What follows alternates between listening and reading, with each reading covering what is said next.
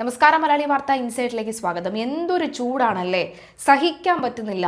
വാ തുറന്നാൽ ആൾക്കാർ ഇതൊക്കെ പറയുന്നുള്ളൂ. ചൂടാണ് ചൂടാണ്, സഹിക്കാൻ വയ്യ.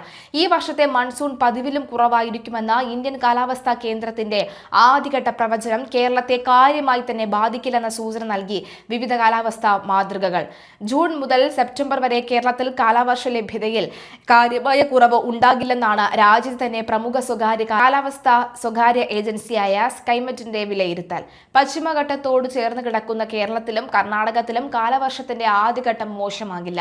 കേരളത്തിലെ തീരദേശ ജില്ലകളിലും മഴയുടെ അളവ് കുറയുകയില്ലെന്നും സ്കൈമെറ്റ MD ജതിൻ സിംഗ് പറയുന്നു. European centre for medium weather ഫോർകാസ്റ്റിന്റെ നിലവിൽ ലഭ്യമായ പ്രവചന മാതൃക പ്രകാരവും സംസ്ഥാനത്തെ പല തീരദേശ ജില്ലകളിലും പതിവ് പോലെ ശക്തമായ കാലവർഷം പെയ്തിറങ്ങും. എന്നാൽ മുംബൈയിൽ ഉൾപ്പെടെ മറ്റ് സംസ്ഥാനങ്ങളിൽ മഴയുടെ അളവ് കുറയാനും വിതരണക്രമം താളം തെറ്റാനും സാധ്യതയുണ്ട്. പസഫിക് സമുദ്ര താപനിലയുമായി ബന്ധപ്പെട്ട എൽനിനോ പ്രതിഭാസം ഓഗസ്റ്റ് മാസത്തോടെ സാന്നിധ്യം അറിയിച്ചേക്കുമെന്നാണ് IMD മേധാവി ഡോക്ടർ M മഹാപത്ര ന്യൂഡൽഹിയിൽ പറഞ്ഞത്. ഇത് മഴയുടെ ശക്തിയും തോതും കുറയ്ക്കും. എന്നാൽ ബംഗാൾ ഉൾക്കടലിലെയും അറബിക്കടലിലെയും സമുദ്ര താപനില മാറി മറിയുന്നത് കൊണ്ട് തന്നെ ഇന്ത്യൻ ഓഷ്യൻ ഡൈപോൾ എന്ന സമുദ്ര താപന ദുരന്ത പ്രതിഭാസം നീരാവി പകർന്ന ഇന്ത്യൻ മൺസൂണിന്റെ രക്ഷയ്ക്ക് എത്തുമെന്ന നേരിയ പ്രതീക്ഷ IMD പൂർണ്ണമായും ഉപേക്ഷിച്ചിട്ടില്ല. മാസത്തിൽ ഒരിക്കലെത്തുന്ന ആഗോള അനുപാതി മഴ കോരിച്ചൊഴിയും. ഇത് കേരളത്തിന് മുകളിലൂടെ മൺസൂൺ കാലത്ത് കടന്നുപോകുമെന്നും തന്നെയാണ് പ്രതീക്ഷ. 2015 ശേഷം ഇതാദ്യമായാണ് കാലാവസ്ഥാ വിഭാഗം മൺസൂൺ തോത് കുറയുമെന്ന് പ്രവചിച്ചിരിക്കുന്നത്.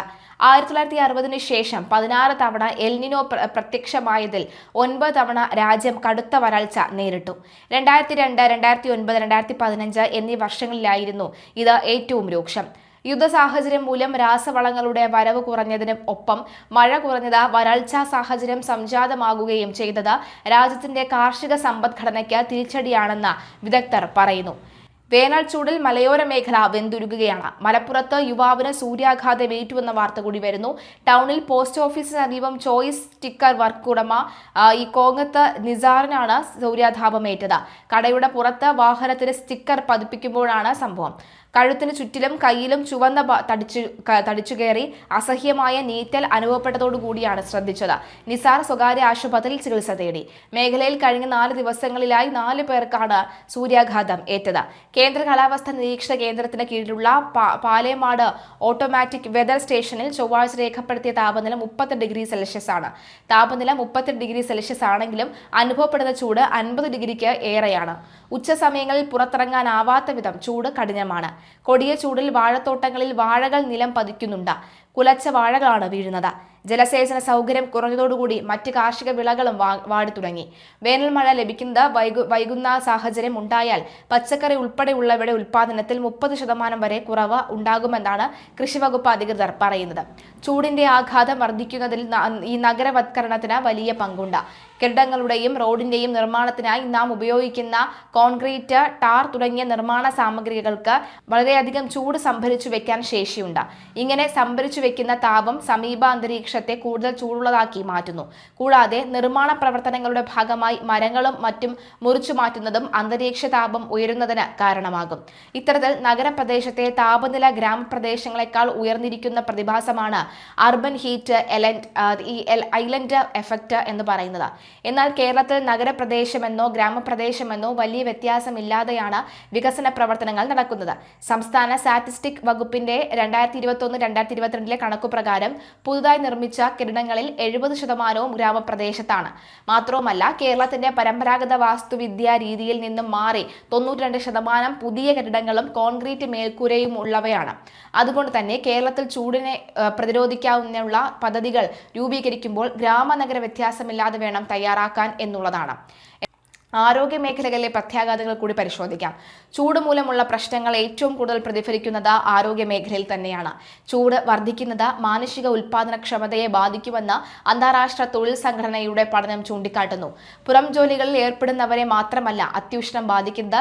അടുക്കളയിൽ പാചകത്തിൽ നിന്നുള്ള ചൂട് സ്ത്രീകൾക്ക് ഒരു പ്രധാന വെല്ലുവിളിയാണ്.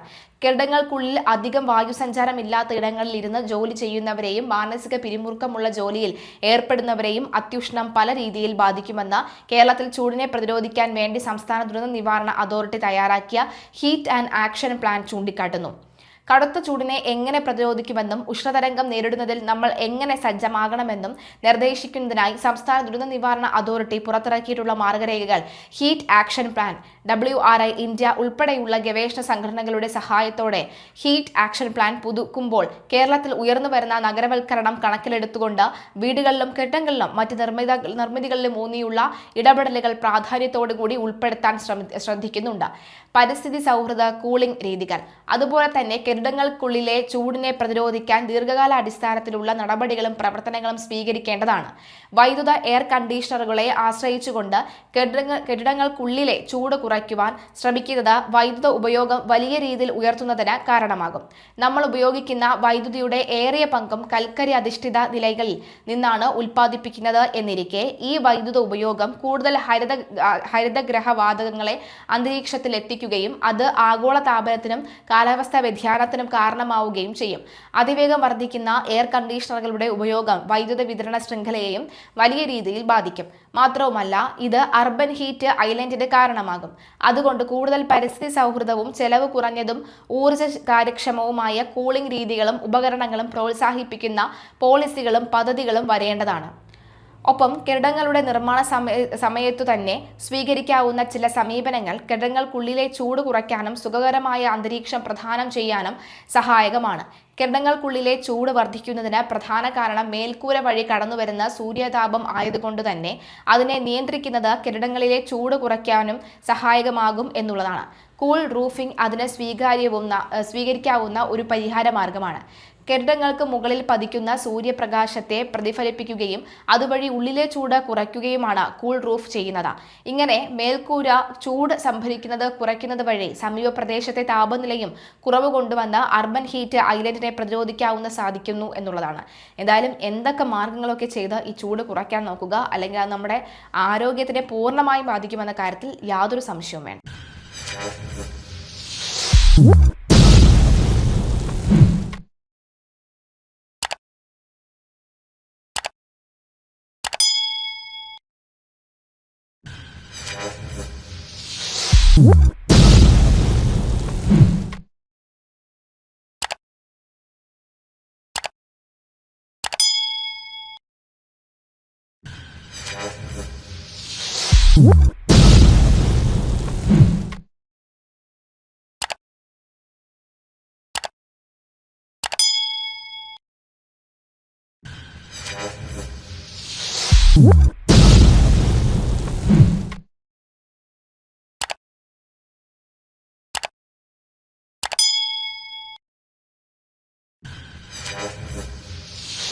What?